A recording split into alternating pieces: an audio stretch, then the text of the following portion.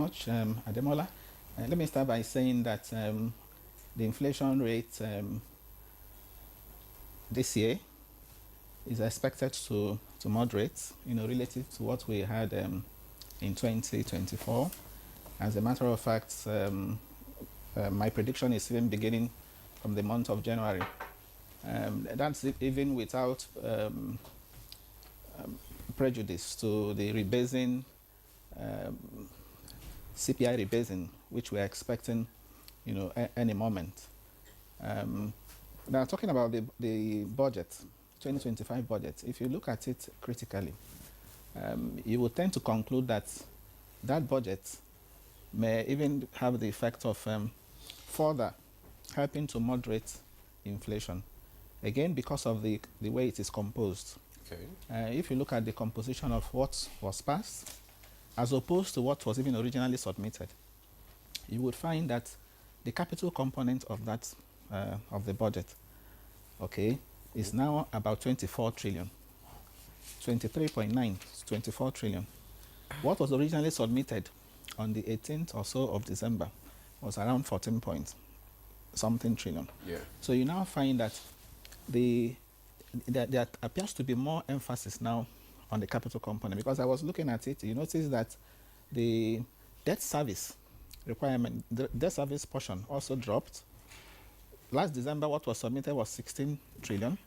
Now is about 14 trillion in terms of debt service.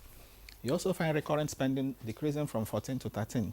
Statutory transfer also reducing. So all those reductions, we now find them showing up in the capital component. So in a sense, in a way, the capital component has been increased to, as I said, it's about 43% of the budget. This is about the highest we've seen, in recent times. Yes. So what that tells me is that when you put more money on capital, developmental capital, in particular, of course, that tends to increase productivity. And when you have increase in productivity, it translates to reduce inflation. Okay, but again, this is on paper. Okay, so what we need to see going forward will be the implementation, because from experience over the years, the capital component usually suffers anytime there's a shortfall in revenue. So it's important that the government follows it through to implement a considerable a portion of it, because that's what will really impact the people. So the way it is structured, as I said, is good.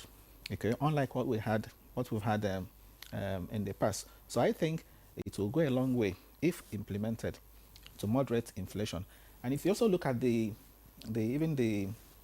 deficit itself, okay, I also noticed a slight drop in the deficit.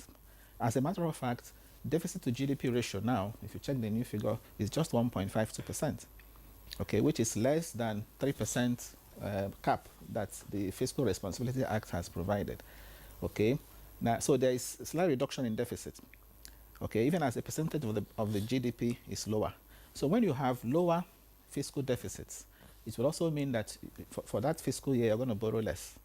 And if you're going to borrow less, it will also have positive impact on inflation.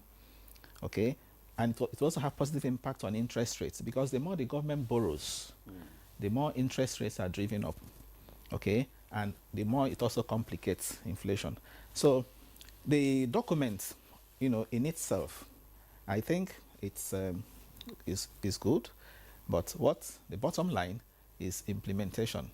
So okay. I want to say that going forward, okay, a substantial part of it is particularly, you see, we don't usually have problem with recurrent, because recurrent is where you have personnel and overheads.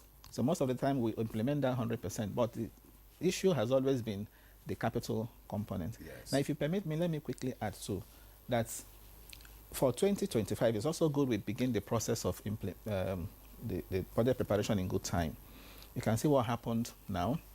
The budget has just been passed. It's yet to be signed by the president.